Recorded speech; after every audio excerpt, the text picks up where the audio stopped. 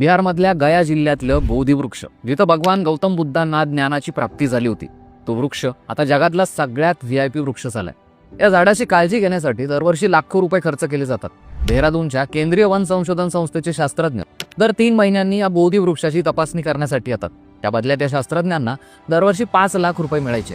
पण आता तिथल्या महाबोधी मंदिर व्यवस्थापन समितीने देहरादूनच्या केंद्रीय वन संशोधन संस्थेच्या शास्त्रज्ञांसोबत एक नवीन अग्रीमेंट केलाय.